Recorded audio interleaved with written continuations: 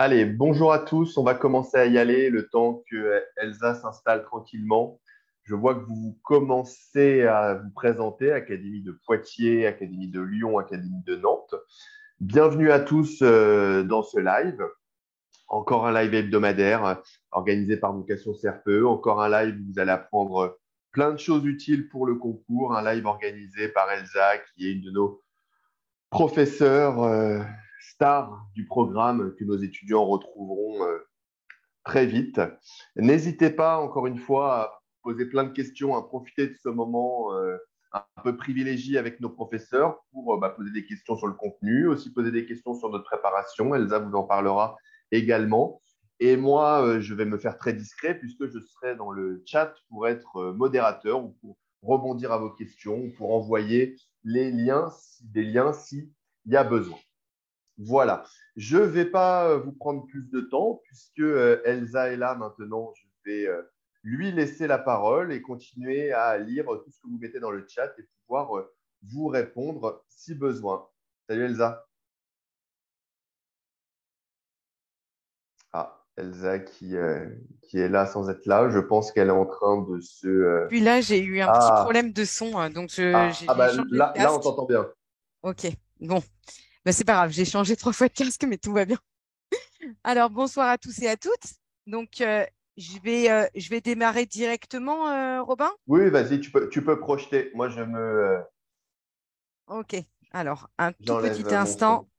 Désolée pour ce petit souci technique. J'arrive juste dans un instant pour partager l'écran.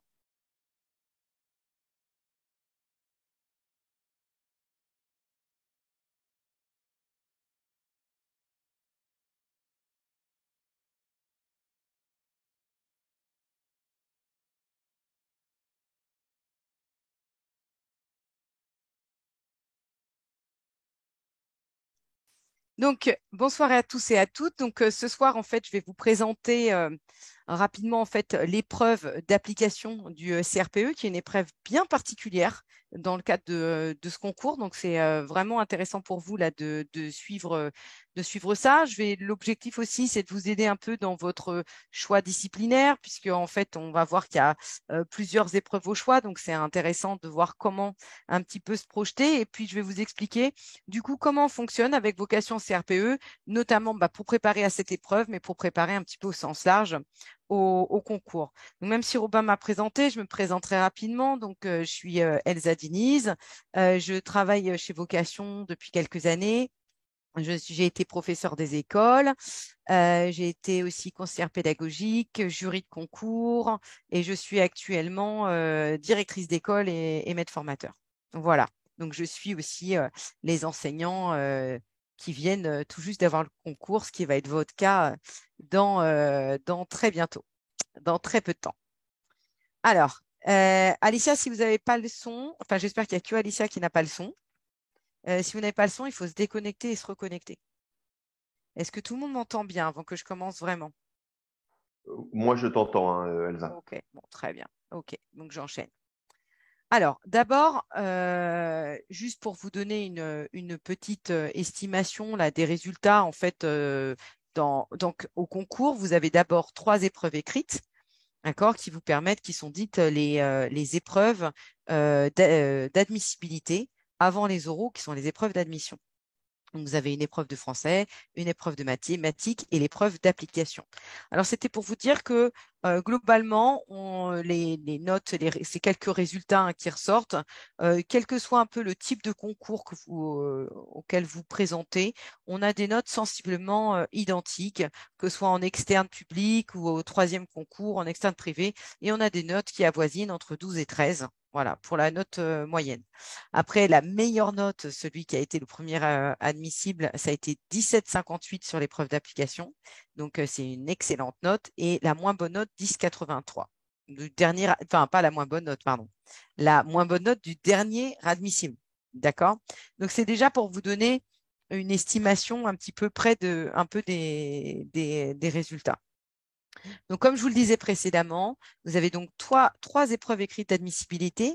Les trois sont au même coef et les trois ont la même durée. À chaque fois, c'est des épreuves de 3 heures avec un coefficient 1. d'accord? Mais on va voir ensemble que cette épreuve, elle est très particulière comparée aux autres épreuves, puisque là, c'est une épreuve qui vraiment vous permet de vraiment rentrer dans le monde professionnel de l'enseignement, où là, on va rechercher déjà quelques aptitudes dans le fait d'enseigner. Je vais étayer un petit peu après. Donc, dans cette épreuve qui dure 3 heures, donc coef 1, note éliminatoire 5, comme dans toutes les autres épreuves. Donc là, il n'y a pas vraiment pas beaucoup de changements. Par contre, la particularité de cette épreuve, enfin, l'une des particularités d'abord, c'est qu'il va falloir choisir un domaine. Donc, soit, en fait, vous faites l'épreuve de sciences et technologies, soit celle d'histoire, géo et EMC, donc enseignement moral et civique, soit celle des arts. Donc, en fait, il faut essayer au maximum d'avoir anticipé ce choix parce que vous ne pourrez pas tout aborder au préalable le jour du concours. On va voir ensemble, il y a quand même pas mal de notions à savoir. Donc, ça, c'est un peu compliqué vu le temps imparti. Moi, je vous invite très fortement à anticiper votre choix en amont. Alors, pourquoi cette épreuve, elle est particulière et pourquoi c'est aussi c'est important aussi de bien la préparer et d'être accompagné dans le cadre de cette épreuve, c'est que l'objectif de cette épreuve, c'est d'apprécier votre capacité à proposer une démarche d'apprentissage progressive et cohérente. C'est-à-dire, on vient voir si vous êtes capable d'élaborer, par exemple, une séquence d'apprentissage, une séance d'apprentissage tournée vers les élèves. Et donc, en fait, il s'agit réellement d'une épreuve pré-professionnelle qui, du coup, fait ressortir tous les enjeux pédagogiques et didactiques de la discipline. En bref, on ne vous demande pas juste d'être un expert en sciences, en techno. D'ailleurs, on ne vous demande pas on ne vous demande pas d'être un historien ni un géographe. Certes, il faut avoir des compétences de base, mais ce qu'on vous demande aussi, c'est comment est-ce que vous enseignez cette discipline, comment est-ce que vous transmettez ce savoir. Alors, maintenant, je vais passer juste déjà à la question, choisir une discipline, comment la choisir. Alors, d'abord, si vous posez la question, est-ce que les notes ont un impact sur le choix, sur mon choix disciplinaire ou pas? Bah, je vais vous montrer un petit peu les notes qui ressortent. Est-ce qu'il y a une disparité? Nous aussi, on se posait cette question-là. Est-ce qu'il y a une disparité entre une matière et une autre? Est-ce qu'il y a une matière pour laquelle c'est plus facile ou pas? Alors, on voit bien que la moyenne et la médiane sont sensiblement identiques, quelle que soit l'entrée disciplinaire que vous choisissez, en sciences, techno, histoire géo, EMC ou art. On se retrouve avec une moyenne à peu près, voilà, ça oscille entre 11 et 11,5. Elle est légèrement un peu plus haute en histoire-géographie, mais vu l'écart, je ne pense pas que ce soit significatif dans le critère de choix. Note la plus basse, elle est plus basse en sciences. Effectivement, elle est un petit peu. Mais là aussi, on est quand même entre 1,5 et 3, donc ça ne fait pas une grosse différence. Et des notes sensiblement identiques, un peu plus hautes en histoire géo, avec 19,25, alors que les autres sont avoisinent les 17. Donc, en tout cas, ces relevés de notes sont assez homogènes et donc ce n'est pas une option qui va être mieux notée qu'une autre. Donc, en tout cas, ce n'est pas, selon moi, un critère de choix. Le critère de choix, en fait, pour cette épreuve, c'est tout simplement en fait votre appétence à apprendre dans tel ou tel champ disciplinaire, même si par exemple, effectivement, vous pouvez être meilleur en sciences ou meilleur en histoire ou suivant votre parcours, vous avez pu avoir déjà des connaissances de base. Donc, en effet, c'est peut-être plus facile de se retourner vers ce champ disciplinaire-là. Mais le plus important, c'est surtout d'avoir envie d'apprendre et découvrir ce champ disciplinaire. On va voir quelles sont les notions que ça recouvre, mais parce qu'il va y avoir à la fois, il va falloir que vous connaissiez effectivement quelques notions en sciences, en histoire, parce qu'évidemment, il ne faut pas commettre trop d'impairs, mais vous allez avoir toute une série de documents sur lesquels vous appuyez. Mais surtout, le plus difficile dans cette épreuve, c'est d'avoir une bonne connaissance des enjeux d'apprentissage, de la progression des apprentissages qu'on peut avoir du cycle 1 au cycle 3, sur comment est-ce que je transmets ça en fait aux élèves. Voilà, donc c'est important. On vous demande de la rédaction, donc on va être vigilant à la qualité rédactionnelle, quel que soit le champ disciplinaire. Par contre, on va exiger de vous un vocabulaire spécifique. D'où l'importance d'être accompagné pour être à l'aise avec des mots comme séance, séquence, connaître les différentes phases d'une séance. Ah là, ça se trouve, pour certains, je parle déjà une autre langue. En fait, il y a toute une langue autour de la pédagogie et autour de la didactique qu'il va falloir découvrir. Or, les découvrir seuls, ça me paraît extrêmement compliqué. C'est une des épreuves où je trouve que c'est vraiment difficile de s'y préparer seul. Alors, pour un peu mieux comprendre, je vais vous présenter un petit peu l'épreuve et les attendus. Donc, je vous ai déjà dit hein, qu'il s'agissait euh, de... Enfin, je vous ai déjà précisé les notes et tout ça. Alors, les modalités, ça peut être soit la conception, soit l'analyse. Alors, on va voir qu'en fait, il y a plusieurs questions. Par exemple, vous tombez sur le tronc Histoire Géo, EMC, voilà. Vous avez une première question qui peut tomber par exemple en histoire, une deuxième question qui va tomber en géographie. Bon, donc déjà, il y a des champs disciplinaires qui ont tombé, comme on peut avoir d'abord sciences ou techno, ou voilà. Et puis ensuite, dans les deux questions, en tout cas, il y a forcément une partie qui est extrêmement pédagogique et qui vous demande soit d'être à la conception d'une séquence ou d'une séance d'enseignement, soit à l'analyse d'une séquence ou d'une séance d'enseignement. C'est-à-dire, on m'en soumet une et en fait, c'est à vous d'être capable de critiquer les choix ou alors d'en construire une. Donc pour ça, ça demande vraiment d'avoir des connaissances disciplinaires. Pour illustrer tout ça, je vais vous montrer un exemple de sujet, tout simplement, et je vais là d'abord présenter un sujet général et puis après, je vais vous montrer dans les différentes, avec les différentes entrées.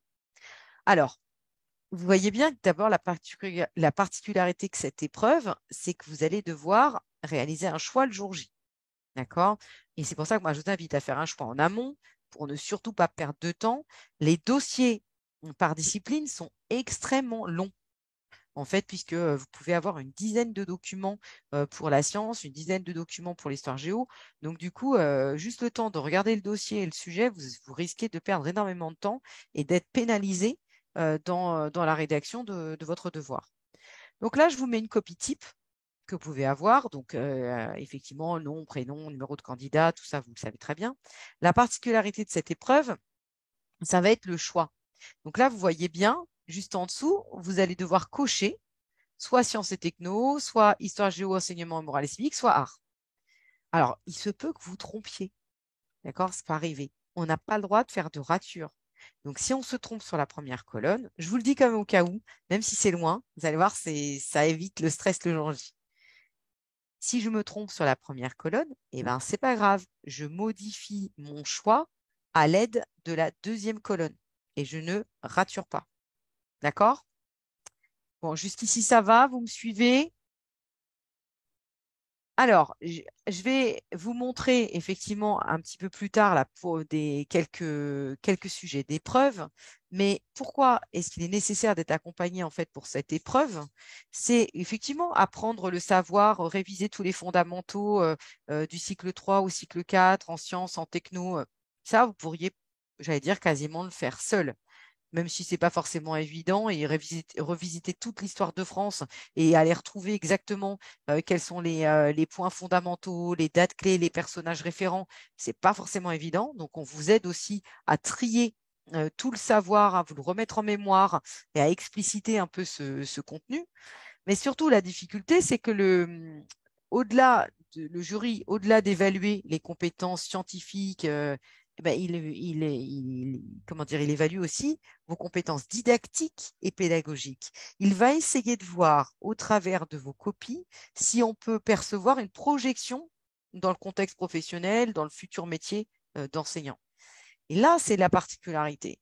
C'est vrai que ça demande de connaître un peu comment fonctionne une classe, comment est-ce que je travaille avec des documents, avec des élèves, comment j'organise des modalités de groupement, est-ce que je les mets par deux, c'est-à-dire en binôme, est-ce que je le fais en collectif, en individuel, quel type de traces je vais laisser, est-ce que je fais un affichage, quelle est la place du maître. En fait, il y a plein de questions sur la transmission du savoir.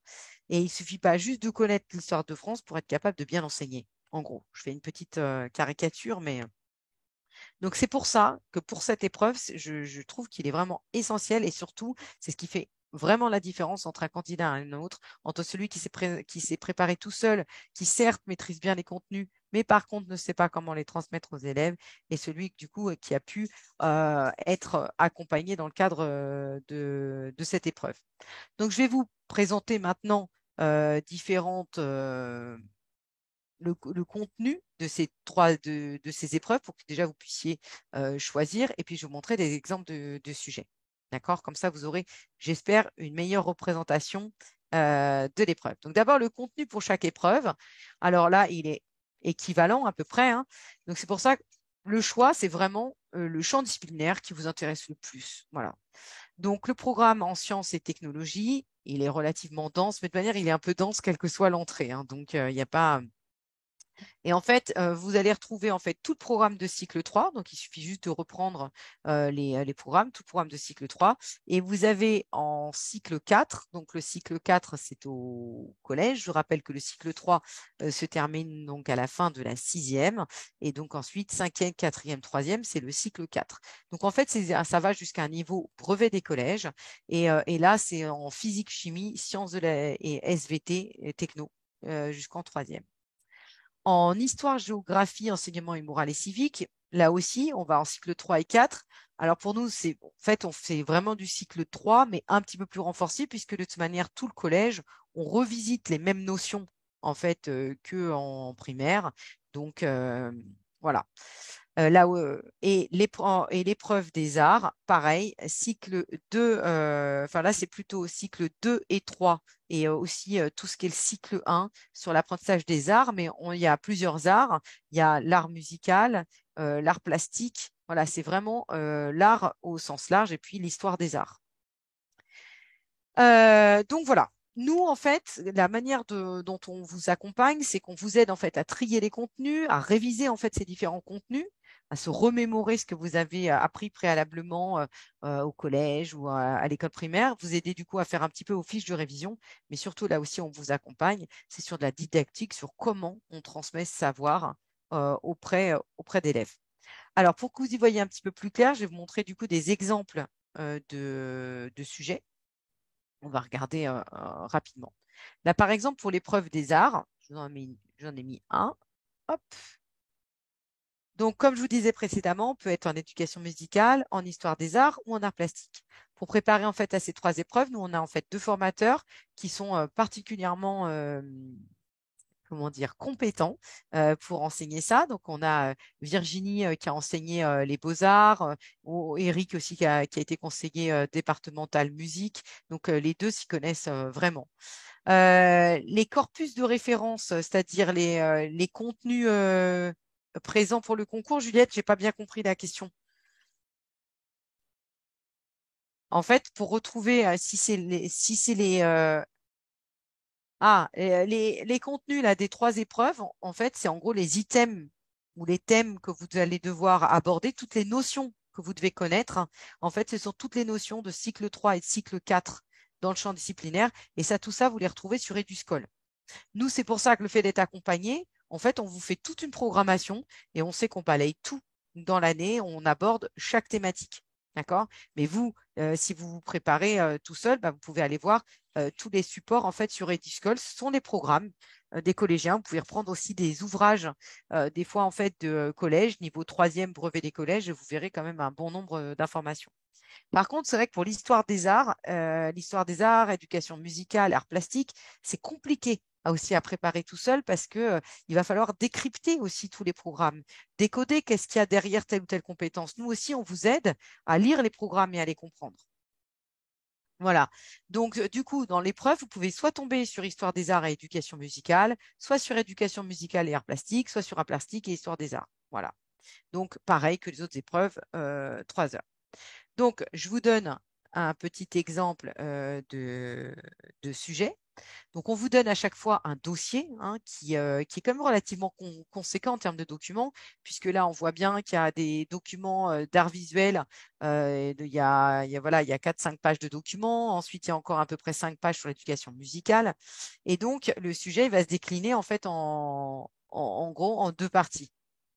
Là, par exemple, en tirant parti des éléments fournis dans le dossier joint, vous effectuerez une analyse critique de la fiche de préparation présentée dans le document 1.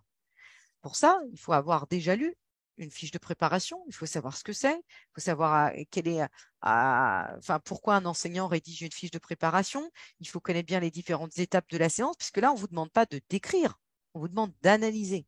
Donc, il va falloir, par exemple, analyser la place des élèves dans les apprentissages.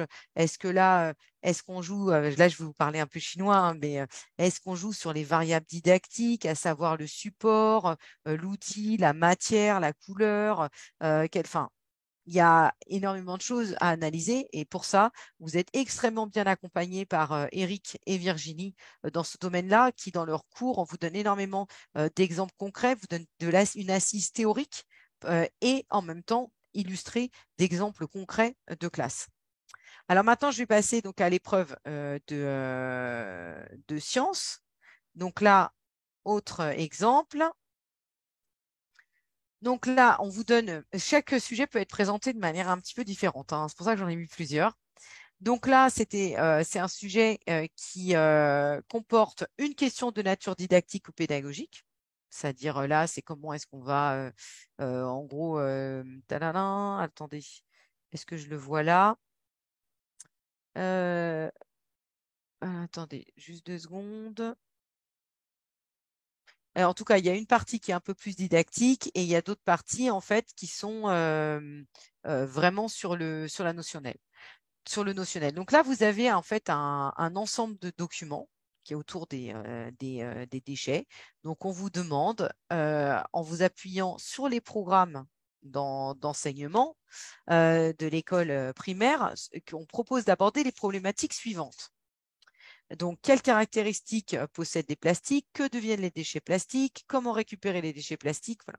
Sauf que vous allez devoir voir comment, donc déjà montrer que vous comprenez les différents documents et voir ensuite comment est-ce que vous allez l'aborder en fait avec vos élèves. Donc là, il y a un découpage de points. Là, celui-là, ce sujet-là, il était en 3 parties. On avait la partie, la caractéristique des plastiques, les tortues, et voilà. Donc effectivement, vous avez un bon nombre de documents sur lesquels vous pouvez vous appuyer, mais pour ça, il faut aller trier et aller vite rechercher des informations. Et ensuite, surtout, il faut les transcrire. Il faut les transcrire auprès des élèves. Voilà. Donc je vous mets encore un autre sujet et cette fois, pardon, je crois que c'est tadadam. Je vous mets aussi d'autres exemples de sujets. Vous appuierez sur les points de programme suivants, la matérialité de l'œuvre, les qualités physiques de l'œuvre. Donc là, à chaque fois, c'est votre analyse critique permettra au jury d'éclairer le jury sur votre connaissance du cadre réglementaire et des conditions spécifiques de l'enseignement des arts plastiques au cycle 3. Sérieusement, tout ça sans aide, c'est compliqué. Je ne vais pas mentir. C'est vraiment un enseignement spécifique qui requiert un lexique très particulier. Et ensuite, la deuxième partie, là, par exemple, c'est là, cette fois-ci, en éducation musicale. Voilà, en tirant parti des éléments fournis dans le dossier, vous proposerez une fiche de préparation. Donc, cette fois, c'est vous qui réalisez une fiche de séance d'une séance et on vous demande, voilà, de travailler tel point du programme, c'est jouer avec sa voix et acquérir un répertoire de comptines et de chansons, explorer des instruments, utiliser les sonorités du corps. Donc, on vous donne la compétence, tout ça, mais voilà comment vous allez faire. Alors, c'est vrai, vous avez quand même beaucoup de documents qui sont fournis, mais on vous demande vraiment une très bonne connaissance de la discipline, de ses enjeux didactiques, et on va vous demander dès maintenant un vocabulaire spécifique comme un enseignant. Dernière présentation, où là, je suis, j'avoue, plus à l'aise puisque c'est moi-même et Frédéric. Frédéric et moi, en fait, nous présentons l'histoire. En géographie, on est accompagné d'Alexandre. Et pour tout ce qui est EMC, c'est Alexandre et Cassandre. Donc, autour de cette épreuve, vous avez 4 professeurs qui, du coup, un peu plus spécialisés dans chaque champ disciplinaire, vous accompagnent. Exemple de sujet. Donc là, on voit bien, il y a 2 composantes. Ce n'est pas forcément 10 points, 10 points. Ça aussi, c'est variable. Généralement, dans beaucoup d'épreuves, ils accordent plus de points à la partie didactique, c'est-à-dire tout ce qui est analyse critique de séance ou de séquence ou construction d'une séquence. D'accord? Donc là, par exemple, dans la composante euh, Alors, dans les documents, on vous donne toujours un extrait du programme. Là, par exemple, quand on vous dit en géographie, communiquer d'un bout à l'autre du monde grâce à Internet, programme de géographie de CM2, on va vous donner l'extrait du programme lié au thème 2 de géographie. On va vous le donner, le thème 2 et les compétences. Par contre, comment complètement décrypter ces programmes, ça, c'est pas forcément évident. Et après, vous avez un certain nombre de documents, mais vous aurez au niveau des programmes, Louise, vous avez juste la compétence. Donc, c'est pour ça que nous, on vous accompagne à bien lire ces compétences, qu'est-ce qu'il y a derrière, quelles sont les notions clés à retenir, quels sont les mots-clés, les dates, notamment là pour l'histoire, quelles sont les dates fondamentales, les personnages clés à retenir, les événements clés. Voilà. Et donc là, on vous demande d'élaborer une séquence d'apprentissage sur l'un des 3 repères annuels de la programmation de ce thème. Voilà. Donc là, on est vraiment sur la construction d'une séquence. À vous de choisir combien vous mettez de séances, mais là, nous aussi. En fait, quand on est en cours, on vous dit exactement comment est-ce qu'on construit une séquence, en général de combien de séances elle est présentée, comment est-ce qu'on présente un objectif de séance, quel est l'objectif fondamental de la séquence. Là, on vous aide vraiment euh, à construire des séquences et des séances avec vos élèves dans le cadre de ce domaine. Et puis après, en plus, vous avez vu, on est short en temps quand même. On a 3 heures pour prendre connaissance des documents, pour rédiger une séquence ou analyser une, et ensuite pour avoir aussi toute une partie un peu plus rédactionnelle qui vient faire ressortir vos connaissances. Et là, en termes de savoir, que là, on va retrouver par exemple dans la composante EMC, éducation morale et civique, puisque là, on dit, vous déciderez, non. Donc, en gros, comment utilisez-vous le dernier? Donc là, c'est à partir d'un document, mais parfois on vous demande en tant qu'agent de service public de l'éducation, vous agissez pour faire cesser la situation, décrivez votre action, indiquez les pistes. Donc il y a beaucoup de concret, mais on vient quand même rechercher un petit peu de connaissances. Alors, maintenant, pour vous rassurer quand même, on peut s'en sortir pas mal si on gagne en efficience dans l'analyse de documents. Vous avez quand même des dossiers relativement fournis. Je vous donne un exemple. Là, quand même, c'est un dossier, là, il se compose quand même de 12 documents. Pour répondre à la question de Louise précédemment, regardez le document 1, vous avez extrait des programmes. À chaque fois, dans les dossiers du moins, parce qu'on n'a eu qu'une année, hein, mais les extraits des programmes liés au sujet étaient donnés. Et ensuite, on a un grand nombre et une grande variété de documents. Parfois, c'est des outils d'élèves, c'est des livres des maîtres. On peut avoir aussi de la littérature, on peut avoir vraiment des documents variés. Donc, effectivement, quand vous allez présenter l'ensemble de ces documents, il va falloir tout de suite être capable de faire du tri, savoir lequel je mets avec lequel pour répondre à quelle question. Parce que vous allez avoir des documents qui vont peut-être vous servir dans la partie 1, d'autres dans la partie 2, d'autres plus dans la question 1, question 2. Donc, il va falloir très vite vous approprier ces documents, les trier, les lier, être capable de les présenter. Donc, tout ça aussi, ça s'apprend. Donc là, je vous donne un exemple. Là, par exemple, on voit bien que c'est un dossier autour de la Polynésie française et tout ça. Et bien donc, du coup, on vous donne un extrait de ce type, Louise. Voilà, on est dans le repère de la programmation annuelle, on se situe dans le thème 3, donc des Européens dans le Pacifique.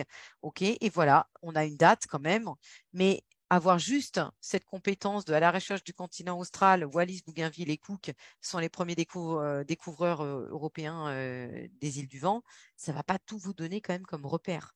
Donc, il faut que vous puissiez être capable d'aller plus loin que les élèves. Surtout que là, je vous donne la compétence en fait de cycle 3, mais je vous rappelle que ces contenus-là sont revus et revisités en cycle 4 et on va un petit peu plus loin en cycle 4 au collège. D'accord? Par contre, ça ne sert à rien d'aller au-delà du collège. Parce que, en fait, si vous mettez trop de savoir, vous risquez de vous éloigner de l'objectif et notamment de ne pas répondre à la consigne qui est vraiment tournée vers la construction du savoir pour les élèves. Donc, il faudra veiller à bien lire les consignes. Il faudra aussi veiller à bien présenter les documents. Parce qu'en plus, comme on en a plusieurs, on va essayer d'associer un petit peu un document et un autre, et on peut les présenter, par exemple, par typologie de documents ou par thème. Donc, dans la présentation du document, par exemple, je vous donne un tout petit exemple. Parce que très souvent, il a été reproché dans les rapports de jury. Le rapport de jury, c'est voilà, c'est tout un comité de jury qui se réunit après le concours et qui analyse les réussites et les faiblesses des candidats pour donner des conseils aux futurs candidats. Donc, vous avez de la chance, ce n'êtes pas les premiers. Donc, voilà. Et ben, dans un document, en fait, on va très vite, et là aussi, on apprend à travailler avec des surligneurs, on va très vite repérer le titre qui nous donne quand même une indication relativement forte sur de quoi parle le texte. Donc là, d'éducation des jeunes Grecs. En bas, très vite, on va aller retrouver l'auteur, le titre de l'ouvrage, tout est extrait, le texte, la date, parce que du coup, on va pouvoir regrouper des documents suivant le thème, suivant la date, suivant l'auteur. Bon, c'est peu probable d'avoir plusieurs documents du même auteur, mais voilà. Ou les sources, parce qu'en fait, certaines, par exemple, vont être des sources historiques ou pas. Alors, les trames, maintenant, comment est-ce qu'on aborde, nous, ces notions-là? Alors, c'est sûr, il peut y avoir un petit peu de différence entre un professeur et un autre, mais globalement, en fait, avec vocation CRPE, on va travailler un peu sous cette forme-là, comme je suis avec vous ce soir, c'est-à-dire en visio, sur Zoom. On fait attention, en fait, aux horaires, parce qu'on sait très bien que pour la plupart, vous travaillez, vous avez des enfants et vous préparez votre concours en parallèle. Donc, on a en fait des cours qui démarrent en fait à 20 heures de 20 heures à 21h30. On vous donne en fait toute une progression. Donc comme ça, vous savez, vous avez un planning. Vous savez que tel jour, par exemple, vous avez français, tel jour, vous avez maths, tel jour, vous avez justement la matière de votre choix. On a déjà fait des vidéos d'ailleurs, enfin les lives, où on vous présente les grands champs disciplinaires et du coup, vous pouvez à la rigueur regarder ces différentes vidéos pour pouvoir choisir. On a des cours en direct, en live, comme je suis avec vous, ce qui vous permet d'écrire dans le chat, dans la discussion, ce qui me permet de répondre en direct à Louise ou voilà.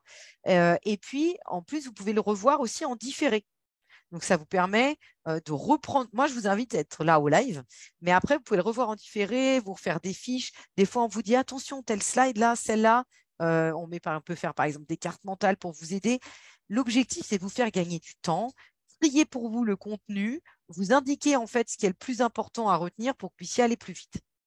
Ensuite, il y a toute une partie du coup, alors, on procède un peu différemment des fois d'un prof à un autre, mais moi en tout cas j'aime bien fonctionner comme ça. Et après, en seconde partie, on regarde plus la partie didactique sur comment est-ce qu'on enseigne avec les élèves.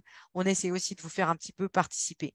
Pour vous préparer aussi à cette épreuve, vous allez aussi avoir des devoirs qui vous permettent ensuite, des fois on essaie de faire des lives, parce qu'il y a aussi des vidéos, hein, et les vidéos du coup, on vous dit à peu près quand la regarder, mais vous êtes du coup libre de votre progression, libre de les revoir. Et régulièrement, on vous retrouve en live.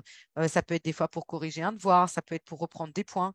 Voilà. Et que sur certains contenus, on puisse vraiment être ensemble et avoir du coup une interaction avec vous. Et puis, du coup, vous avez aussi des devoirs qui permettent de voir assez rapidement. C'est des devoirs où on annote. Donc, c'est pas juste donner une note comme on a au concours. Des fois, on est frustré quand on passe le concours parce qu'on a une note, mais on ne sait pas du tout pourquoi. On n'a aucune annotation et c'est difficile de comprendre où est-ce qu'on a pêché. Nous, notre objectif, c'est vraiment de vous accompagner et du coup, vous puissiez comprendre où vous en êtes, pourquoi, et puis surtout, nous aussi, de remédier et d'aller travailler le fond.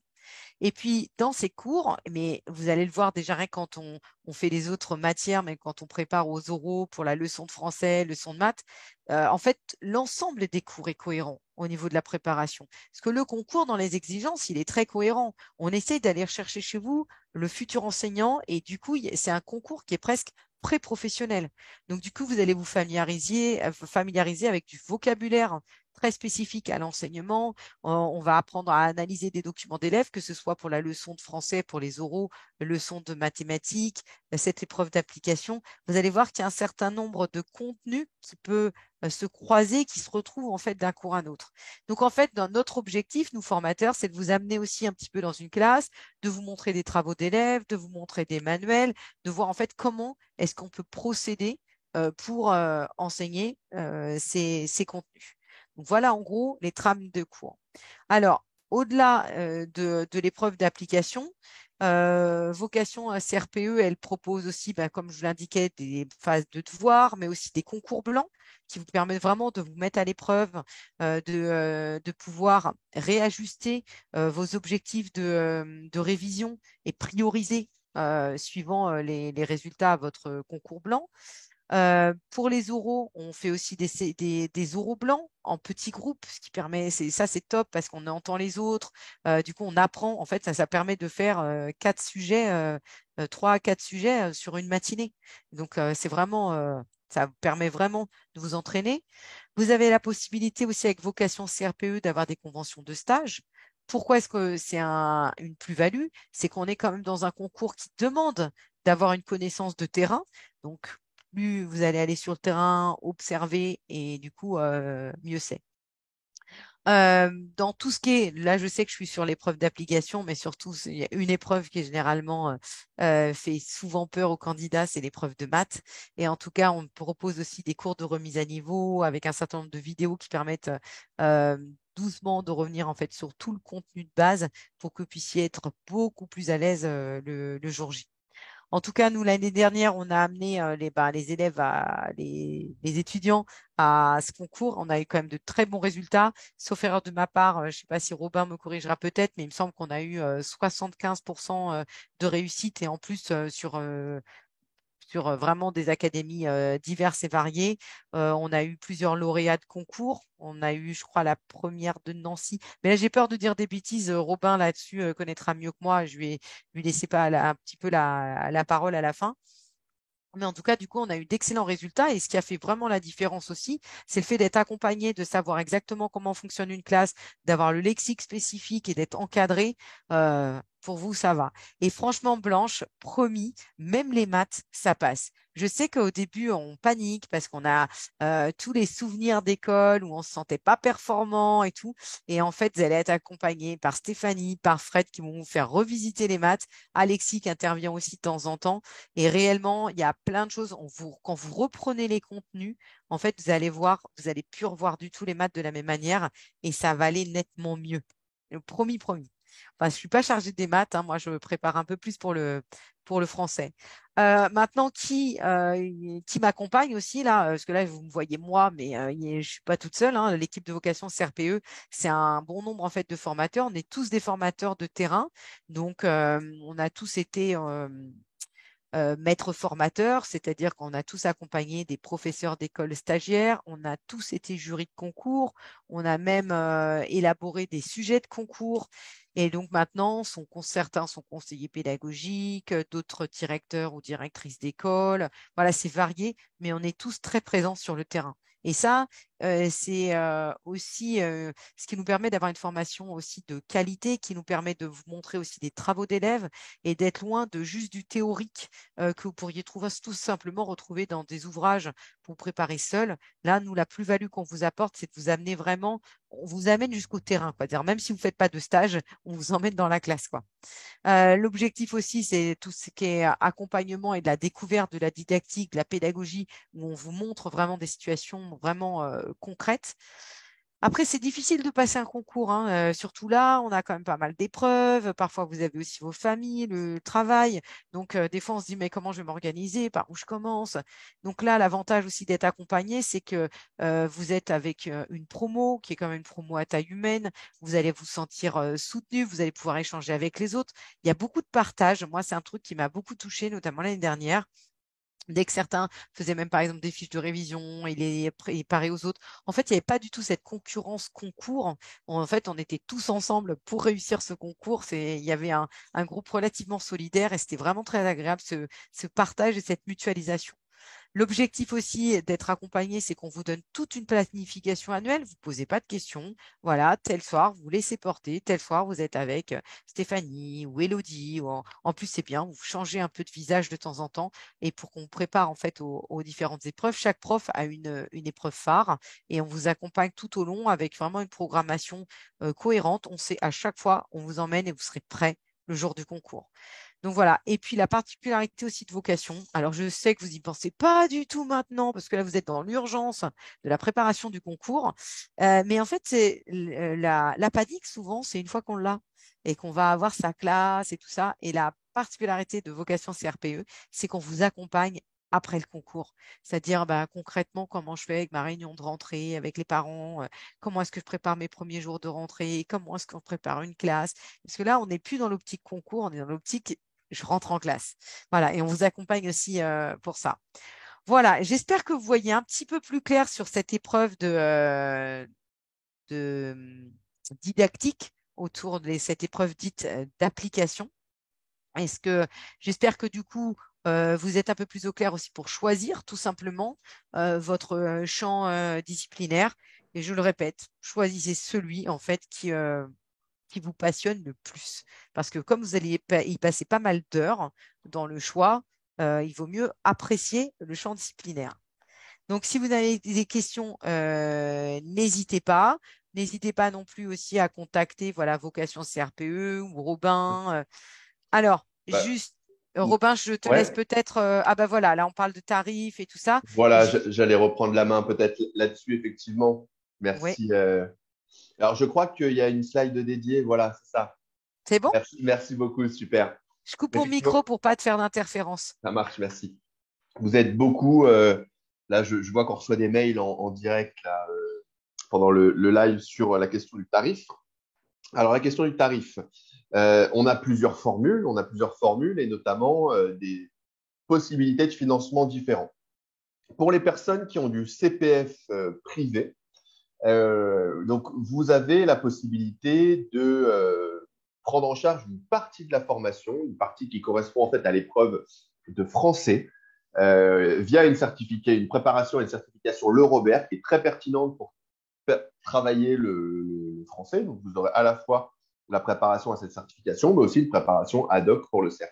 Donc ça, vous pouvez la financer via le CPF à hauteur de 1450 euros. Et du coup, ce qu'on appelle le reste à payer en autofinancement pour les autres matières, ben, voilà, c'est moins cher et le module de ces autres matières est à 950 euros avec une possibilité évidemment d'étaler si besoin. Et pour les personnes qui sont en difficulté financière, vous avez la possibilité de nous soumettre ce qu'on appelle un dossier égalité des chances pour qu'on puisse étudier votre dossier et voir la proposition qu'on peut vous faire. Voilà, donc pour ceux qui ont du CPF privé, 1450 par le CPF, 950 en autofinancement. Pour ceux qui sont en autofinancement, vous avez une préparation donc du coup qui n'est pas certifiante, hein, mais qui prépare au concours du CRPE à 2110 euros, avec toujours la possibilité de mensualiser votre paiement et de de nous envoyer aussi un dossier égalité des chances. Alors, je vois la question. Donc, Lamia, j'espère que j'ai répondu à la question. Juliette, on ne peut pas s'inscrire uniquement à la préparation à l'épreuve d'application. Pour l'instant, non. D'autant plus que nous, notre métier, c'est quand même de préparer au concours. Et si vous réussissez uniquement l'épreuve d'application et que vous Et, ratez le reste, bah, ça ne va pas aller. et aussi autre chose, Juliette, parce qu'en fait, pour bien réussir cette épreuve d'application, en fait, on travaille aussi en parallèle sur la didactique. On a des vidéos supplémentaires qui servent, par exemple, sur l'épreuve de la leçon maths français. Là aussi, on doit construire une séance. Et donc, du coup, on a aussi tout plein de vidéos en plus pour comment construire une séance, une séquence. Aussi des vidéos sur l'évaluation, la différenciation, qui tout ça font partie de cette épreuve d'application, mais qu'on va retrouver dans l'épreuve en EPS, dans l'épreuve des oraux de français, dans l'épreuve. Donc, du coup, c'est vraiment compliqué de séparer comme ça les champs disciplinaires. Il y a beaucoup de thématiques qui sont liées. Donc, ce serait même pas pertinent de préparer que pour cette épreuve, en fait, Juliette. On essaie justement d'être cohérent sur toute la prépa et on commence la préparation des oraux aussi très tôt parce que c'est très long d'acquérir toutes les démarches didactiques en français et en maths. Donc, on prépare tout en même temps juxtaposé. L'épreuve d'EPS blanche, oui, c'est avec l'oral, l'entretien Tout à fait, professionnel. ouais. Vous avez une épreuve d'EPS qui là aussi et là j'en parle pas aujourd'hui, hein, c'était pas l'objectif de ce live, mais qui aussi est extrêmement pratico-pratique. Voilà le sujet, ça peut être vos élèves se déplacent à la verticale dans le bassin, à la verticale, que faites-vous pour qu'ils passent en posture horizontale, par exemple? Et voilà, et vous devez répondre et donner des exemples. Vous pouvez, même si vous n'obtenez pas le concours, oui, bien sûr, vous pouvez avoir la certification, le Robert, évidemment. Voilà. Tout à fait. Là, Euh, je laisse à la question de Lamia, je te la Lamia, laisse, pour ceux qui Robin. ont du CPF privé, est-ce que les 950? Oui, oui, bien sûr. Tout ce qui est en autofinancement, vous pouvez le mensualiser, bien sûr. Et pour la préparation aux oraux, alors là, on commercialise pour l'instant des formations complètes, puisque c'est quand même ce que nous demandent les étudiants, et puis c'est le moment des écrits en ce moment, mais très vite, on va commercialiser dans quelques semaines une formation uniquement pour les oraux. Voilà. Mais attention, hein, d'abord, il y a les écrits qui est quand même une part importante, hein. Et les écrits et les oraux sont quand même liés, hein. L'épreuve d'application, tout ce qu'on fait en fait dans le cadre des oraux, en fait, c'est pour ça que c'est compliqué de séparer en fait la préparation des oraux et des écrits. Là, dès maintenant, on fait les deux en fait. On prépare l'ensemble parce que du coup, les épreuves, elles sont très liées les unes aux autres. Voilà. Est-ce que vous avez d'autres questions? J'espère avoir été clair.